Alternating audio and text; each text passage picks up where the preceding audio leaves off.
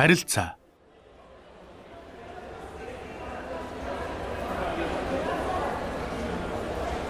Гэрлээ. Энэ манай урд хашаанд ирсэн шинэ хөрш. Та хоёр сайхан танилцаад аваач. Тийм үү. Би харин ямар айл ирсэн бол тэгж байхад орж танилцъя гэж бодоод байсан юм. Ашгүй энд таарлаа. Намайг гэрлээ. Ариуна. Бид нас ойролцоо бололтой. Манай энэ гэрлээ. Хаан л хүний тус дэм хэрэгтэй байна. Тэнд гүйж явдаг юм. Энэ хавийнхан гэрлээг андахгүй. Гэрлээж энэ хаваа андахгүй. Биднийг холбодог гүүрл гэсэн үг. Бид ч цаашлуулаад гүүр гэрлээ гэдэг дээ. За, та хүн цаашлуулаад л Үгүй ер. Өнөө үг л хэлж байдаг. Ариуна минь. Тус дэм хэрэгтэй бол гэрлээг санаарай. За тэгье. Холбоотой байцгаая. тэгэлгүй яах вэ? Найз нь туслах зүйл байвал чадах чинээгээрээ тусална. Өдөөс хойш завтавал манайхаар орж цай уугаарай. Өнөөдөр би хідэн борцог хайрах санаатай. Тэгье. Би үдээс хойш танахаар орё. За ингээд шинэ газрын танилын хүрээ чинь нэгээр нэмэгдлээ шүү. Харин тэглээ. Та хоёрт маш их баярлалаа. Би ингээд явъя да. Түр баяртай. Баяртай.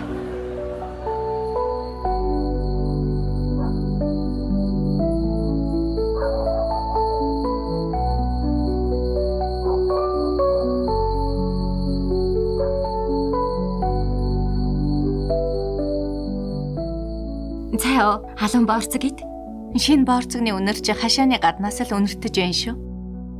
Ээж, та Ариунатай танилцаарай. Манайхтай ойр нүүж ирсэн айлын хүн. Ариуна, энэ хүн манай ээж. Тийм үү охин минь. Дээх нь гадаа сууж байхад нэг айл нүүж ирээд байсан. Танах байсан байх нь. Харин тийм ээ, манайх архангаагаас нүүж ирлээ. Шинэ газар ямар байх вэ гэж бодож байлаа. Сансныг бодоход их хурдан шинэ танилуудтай болчихлоо.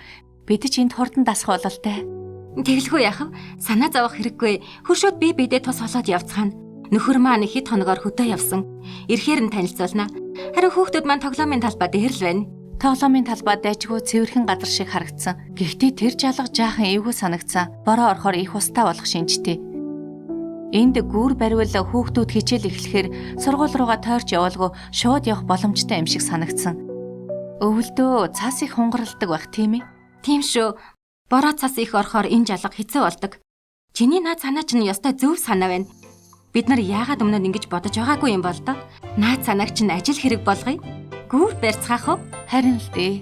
Би ч тэгээд их санаанаас цаашгүй хүндээ. Гүүр баримж гэдэг мань мичиг хүмүүсийн хийх ажил биш байх та. Их мөнгө хэрэг болох байлгүй. Энэ хавийн айлуудтай хэлий. Олуулаа санаа нийлбэл болж л таараа. Маргаашаас энэ хавийн айлуудаар яваад санаагаа хэлээд үзье. Би ч одоо хэрэг байна уу? Танихгүй хүн очихоор тэдэнд сонин санагдах байх та. За юу гэж дээ. Харин сайхан танилцаад авах завшаан шүү дээ. За яах вэ? Чамайг явна гэвэл бараа болоод явъя. Хүний гар харж цаг алдаж байхаар өөрсдөө хийвэл хурдан да. Залуу хүмүүс юу байх вэ? Түргэн хийчих нь дээ.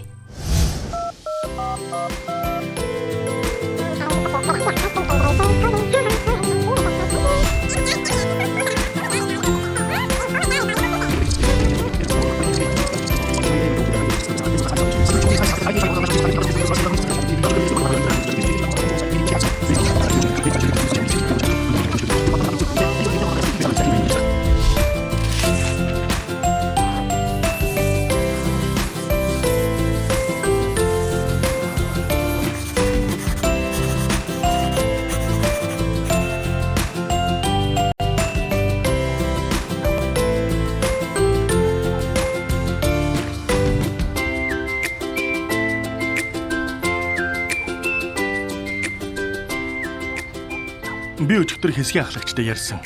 Гагнуур хийх хүн олдох юм шиг байна. Удахгүй хүрээд ирэх баха. Ямар аятайхан хэрэг вэ? Гагнуур ч хүрээд ирвэл болох гэд байна.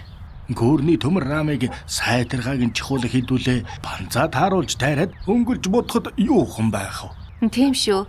Санаа минь ийм хурдан дэмжигдээд бодит болгохоор бүгд идэвхтэй оролцсон гэж сансангүй шүү. Бид бүгдэд тустай. Хамгийн гол нь хүүхдүүдийн минь аюулгүй байдал, тав тухтай орчныг бий болгох зөв санааг дэмжилгүй яхав. Ээж маань нараатай хамт цай чанаад борцог хайраад ирээ гэсэн. Хүүхдүүд ингэж хичээж байхад би бас чадхаараа нэмэр болно гэж байна лээ. Танайгаад мөөгшингүй юм ажилласан хүн шүү.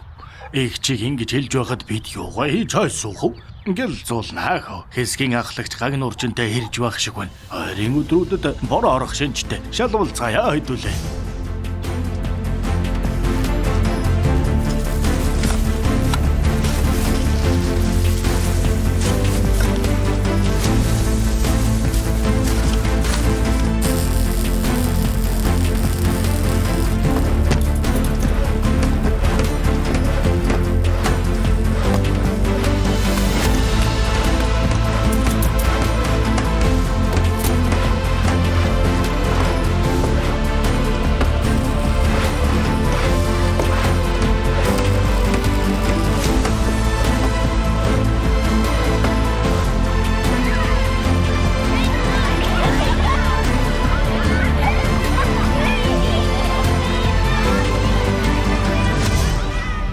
Олонний хүч оломгүй талай гэх үгийн утгыг хүүхдүүдийнхээ сайн сайхан бүрэн дүүрэн аюулгүй амьдралын төлөө нэг санаагаар хийж байгаа гүүр барих энэ хамтын ажил тод томрон харуулж байна. Хол ойрыг гууж алгыг гүүрээр холбодог шиг бидний эвдэрсэн, гомдсон, ганцаардсан сэтгэлийг холбож харилцааг сэргээдэг гэрлээ шиг гүүр олон байх болтугай. Харилцаа бол бидний амьдралын чухал, нандин, хэврэг зүйлсийн нэг. Энийг үргэлж тордож анхаарч байх нь чухал шүү. Бид бие биедээ үргэлж хэрэгтэй. Тунгаан бодох асуултууд. Гэрлээ шиг хүний тусламж хэн нэгэнд хэрэгтэй байгааг та мэдэж байна уу? Та тэрэнд хэрхэн туслах вэ?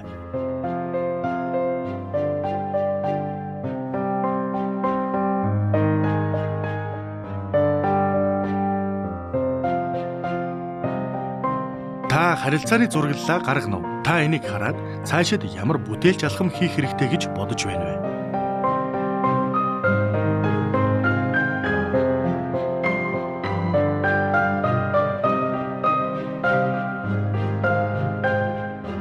Таны амьдарч буй орчинд өөрсдийнхөө хүчээр шийдвэрлэж болох асуудал байна уу?